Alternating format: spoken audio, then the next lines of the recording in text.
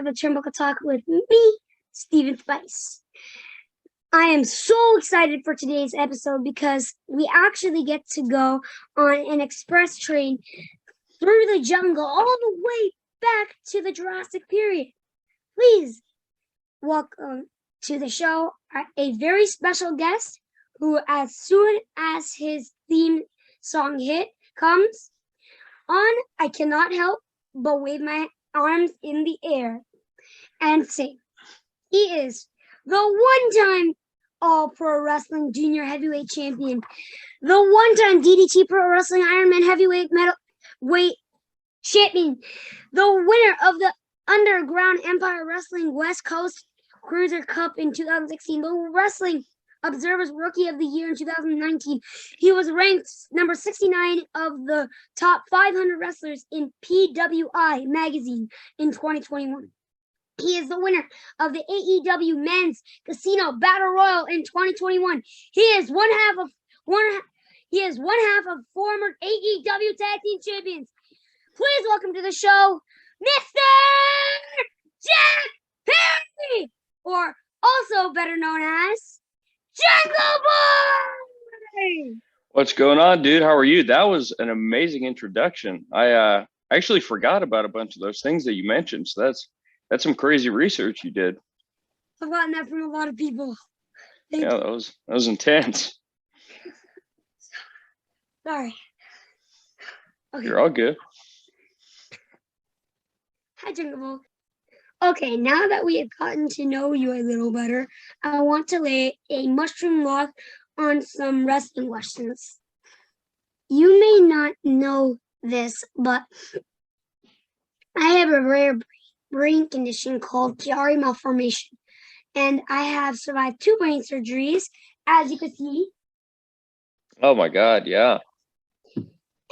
Watching wrestling literally taught me to never give up, and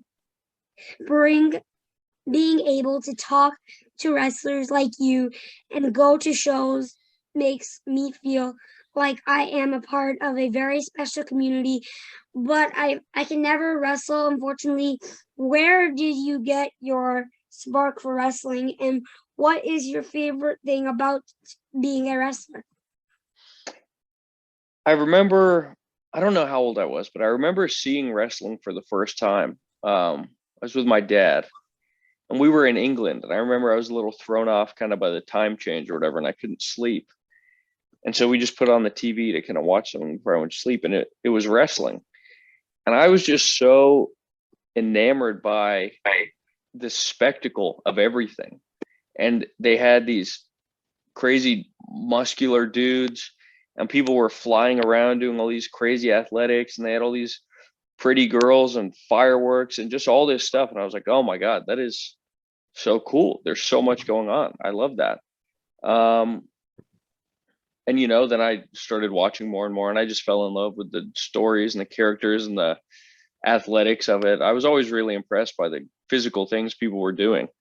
And, I try and go and do them with my sister on the trampoline. And then one day I just decided I think I want to do this for real. My parents were always very supportive of me. That was really helpful. They always did whatever they needed to do to make sure that I could pursue this as well as I could. And the thing that, you were saying you can't wrestle, and that I totally understand that. The thing that's so cool about wrestling is there's a lot more that goes into it than just what you see inside the ring. There are tons and tons of positions and jobs that people have that are not necessarily in the ring, but are so important to making the entire thing run. So, if it's something you love and you're passionate about, there are still ways that you can be involved in it and maybe do it. And you don't have to be in the ring to be a part of wrestling. There's so much to it. Like a manager, yeah, or a scripter, or yeah, there's all sorts of stuff, dude. There are so many people when I walk around at work backstage. There are so many people making the show happen. People, everything you see, the lights, the fireworks, the cameras, the sound. There are people in a truck doing all the TV stuff. There's so much that you can do if you want to be a part of it. I do. And I just have a twisty turny alert It's where I come up with a question out of my head. Okay. What is your favorite wrestling move to perform inside the ring? And why? My favorite wrestling move to perform inside the ring. There are a couple. I'm going to give you a couple because they're all sort of different. It's funny. A lot of people don't like them. There's a move called a poison rana, where you jump up and you put your legs around someone's head and you flip them over backwards onto their head. And something about that, just when you hit it just right and they're flying, it just feels so cool. It feels kind of like you're on a roller coaster. When you're watching it, Yeah. like, that's so amazing. Like, if you ever fought Kenny Omega and he got you up, you can just do Yes. that and you bam. Like, Yeah, that one feels really fun to do. imagine him about to put you through a table on Yep.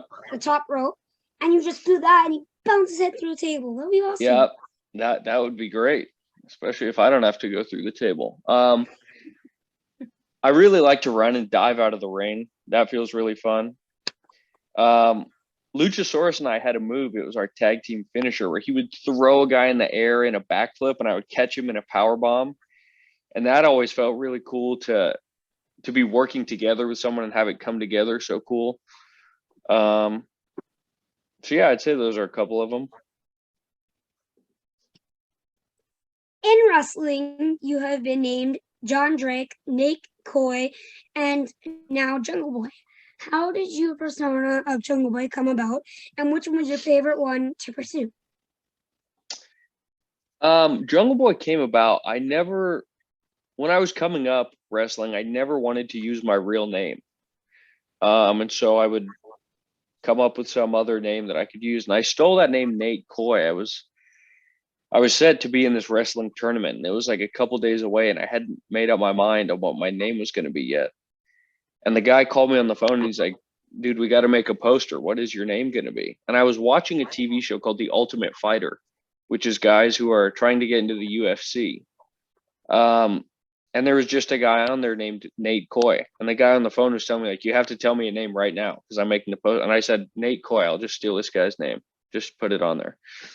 And so that's just some random name. I didn't want it to be mine. And I went to the show.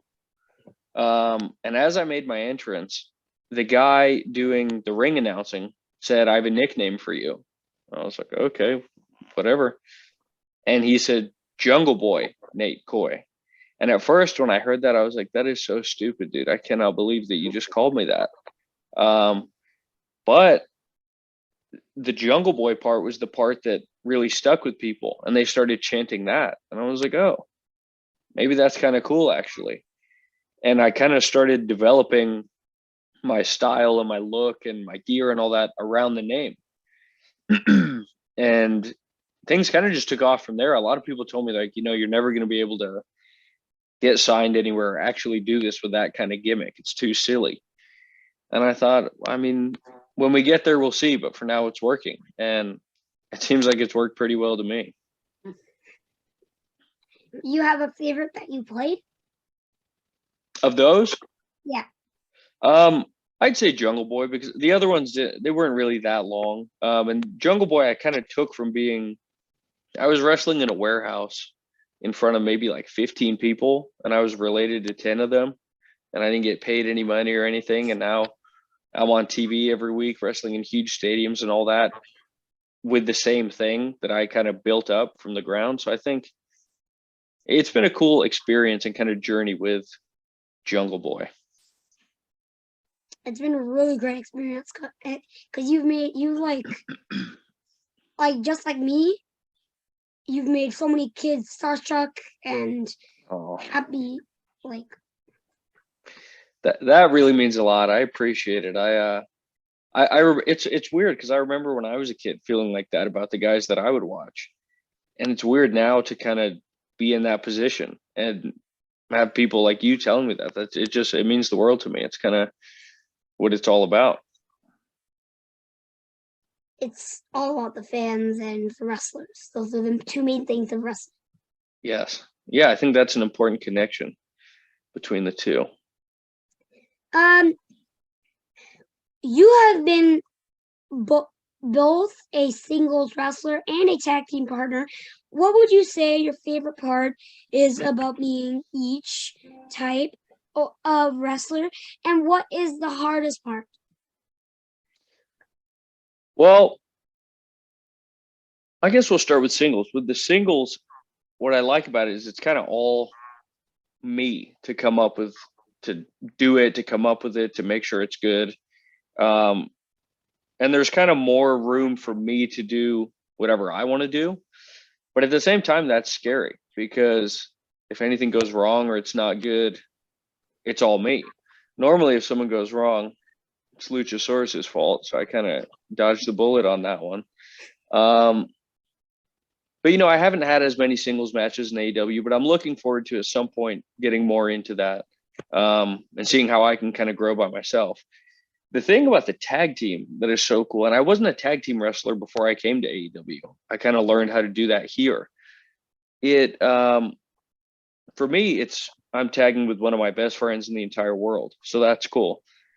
He also is such an amazing athlete, and especially for a guy his size, it opens the door to so many new things that I could never do by myself.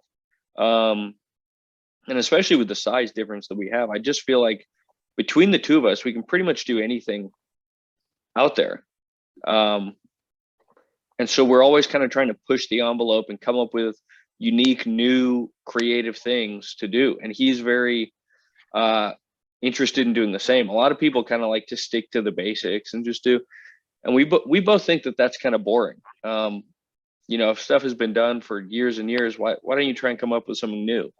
So in that way, it's really cool, and I think we're a really good match for each other. Which one's the hardest?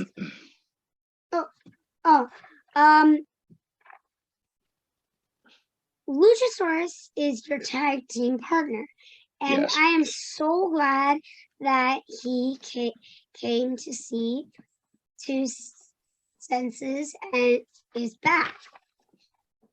Yes. To standing beside you, because you guys are one of my all-time favorite tag teams. And what has been your most memorable moments with Luchasaurus, both in and outside the ring? And were you scared the first time he leaped over the ropes? My most memorable moments, I think, would be the first tag team match that we had in AEW in the very beginning. People just had such a great reaction to us being together. And I think we had both just kind of come off the independents and been working really hard to get signed. And we were finally there. And then to just have such a great response to what we were doing felt really cool. Winning the tag team belts was really cool. I kind of didn't like the way it happened exactly. There was some stuff that kind of went wrong at the end.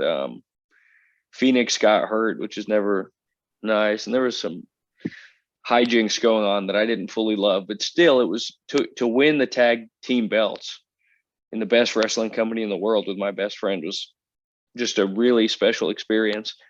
And actually that street fight you mentioned was one of both of our favorites. And also the last tag match that we had, we ended up losing it. And then Christian ended up smashing my head with a chair right after, which wasn't great. But the match we had right before it was a ladder match with the Young Bucks. Yeah. And the Young Bucks are probably our favorite tag team to watch. They're amazing. And to go out, we felt it was one of the best matches we'd ever had. And it was just really cool after everything we've been through to go out there with people that we had watched and idolized and were kind of like mentors to us and go out there and have this amazing match. And then what happened after obviously has kind of taken over, but I think we'll always have that match and kind of, we came from not even being a team to being, I'd say, one of the top teams in the company. So it's been a cool ride. Yes. In all of wrestling. Thank you. In May 2019, you fought a tribute match to your dad against your dad's good friend, David. Yes. Artek. What did that moment mean to you in your career? David, he is one of the most generous people I've ever met. He was making a documentary at the time about himself and his journey in wrestling. And he had got a ring in his backyard so he could learn how to wrestle.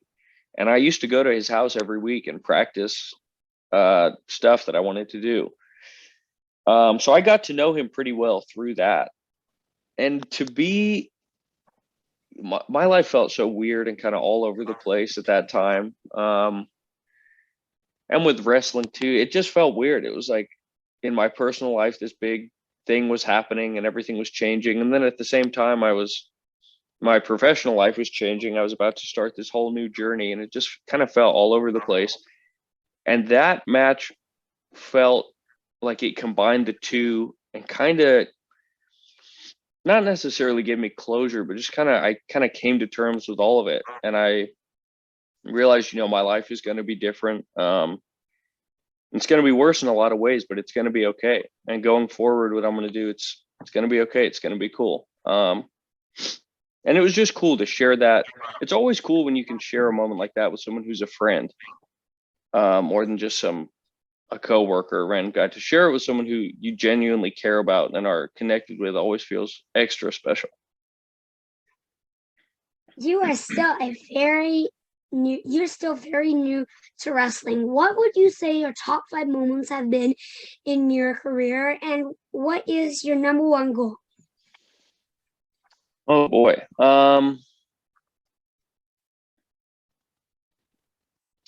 Let's say, as far as, I'll just stick to my AEW career so far. The first big moment, I think, was when I had this 10-minute challenge with Chris Jericho. That was kind of the first time I'd been kind of put on the big stage, and it was like a real big test to see if I could hang with one of the best ever. Because you literally fought one of the best in the world. Yeah, and that was scary for me. I was saying, like a few months before, I'd been wrestling in random kind of places in independent matches in front of like 100 people, and now here I am on the TV in front of the world with one of the greatest of all time. And I liked that match a lot, and I felt like it really kind of put me on the map. So I'd say that was the first one. I'm probably going to jump all over. My match with Kenny Omega felt really big to me, because he was my favorite wrestler for a while, and he really inspired me a lot. And to be there standing across from him, it was weird because he is. He's maybe the best doing it right now. And to be standing across the ring from a guy who I watched on TV, who made me want to be a wrestler, it was a crazy moment. My singles match with Cody that I had felt really special to me. Cody is someone who's helped me a lot in work and in my personal life. And he's been a great guy to me since the very beginning and always been there for me. And to just share that match with him and to learn from him, and kind of get that experience was great. He's amazing. It's hard to pick an exact one because the Young Bucks are so good. Every time I have a match with them, it feels amazing. So working with the Bucks in some capacity, I'm actually going to go over. I'm going to give you 6.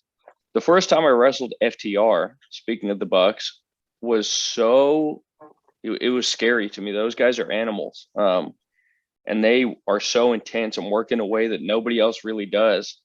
And I thought in the middle of wrestling them, I thought I might die right now. These guys are like wolves. So to come out of that, my confidence was really boosted after that. And working with those guys really helped me a lot.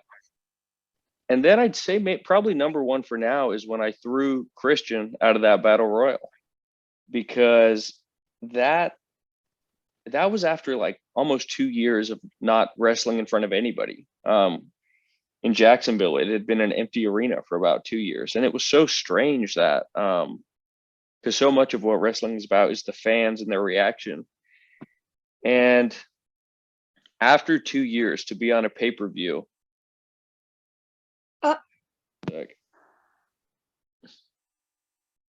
you there? Yes. Someone tried to call me in the middle of this. I don't know why.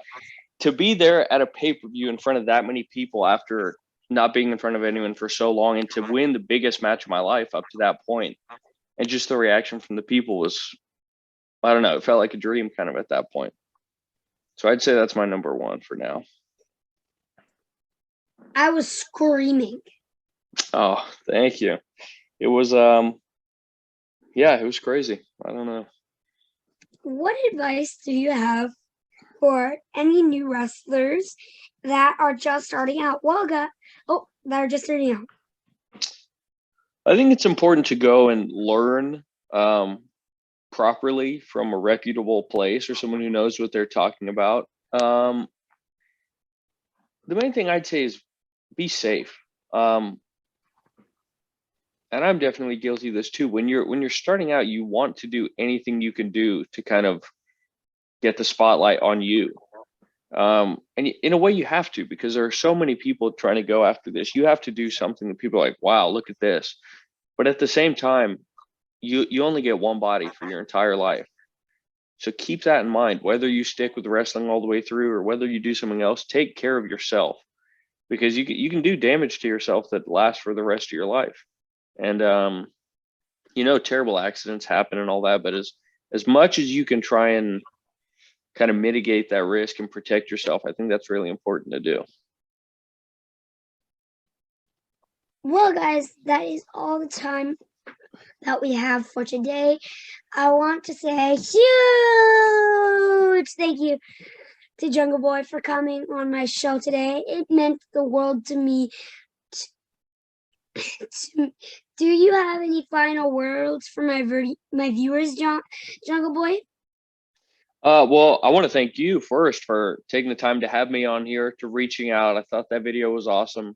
I love the passion and enthusiasm that you have for this, and it really, warms my heart to hear all these nice things you have to say and to know that you're enjoying the work that I'm doing, because that's what it's all about, really, at the end of the day.